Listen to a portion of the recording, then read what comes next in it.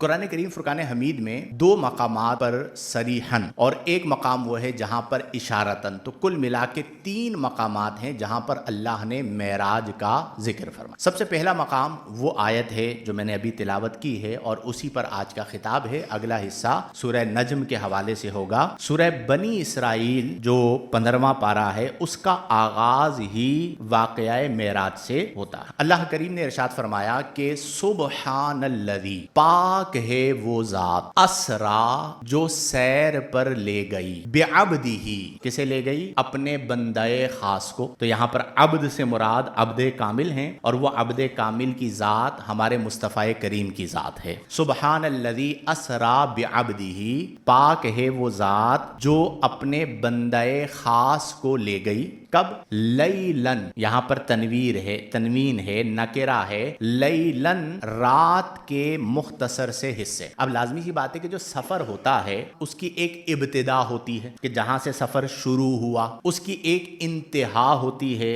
جہاں پر سفر ختم ہوا، ڈیسٹینیشن جسے کہا جاتا ہے کہ آپ نے کہاں پہنچنا ہے۔ تو یہاں پر جو منصوص الفاظ ہیں وہ یہ ہیں کہ سبحان الذی اسرا بعبدہ لیلا۔ اب یہ سفر شروع کہاں سے ہوا؟ تو فرمایا من المسجد الحرام الی المسجد الاقصی۔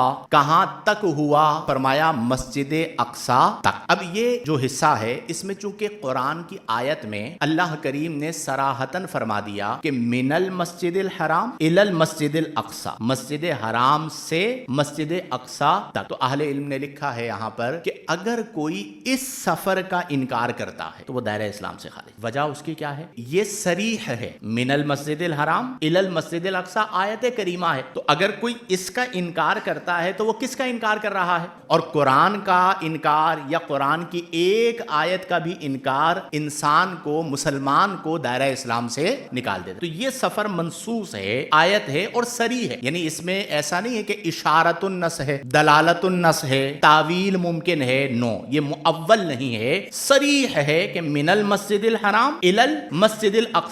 تو اس سفر کا انکار چونکہ قرآن کا انکار ہے تو اس کی کسی صورت کوئی گنجائش نہیں ہے۔ اب یہ جو واقعہ معراج ہے یہ کیوں ہوا، اس کی وجہ کیا تھی، اس کا سبب کیا تھا؟ تو اسے آپ یوں سمجھیے کہ یہ جو سال تھا یا اس سے متصل جو سال تھا اسے نبی کریم صلی اللہ علیہ وسلم نے عام الحزن قرار دیا۔ حزن کہا جاتا ہے غم کو، اور عام کہا جاتا ہے سال کو۔ تو عام الحزن، غم کا سال۔ اب غم کا سال کیوں قرار دیا؟ کہ اس سال میں نبی کریم صلی اللہ علیہ وسلم کو اتنا تنگ کیا گیا تھا کہ آپ شدید رنجیدگی کی کیفیت میں۔ پھر اسی طرح حضرت خدیجۃ الکبریٰ رضی اللہ تعالی عنہا وصال ظاہری فرما گئی۔ پھر اسی طرح نبی کریم صلی اللہ علیہ وسلم کے چچا جناب ابو طالب انتقال کر گئے۔ اس سال کو نبی کریم صلی اللہ علیہ وسلم نے عام الحزن قرار دیا، غم کا سال قرار دیا۔ اب اللہ کے محبوب صلی اللہ علیہ وسلم رنجیدہ تھے، اللہ نے اپنے محبوب کی رنجیدگی کو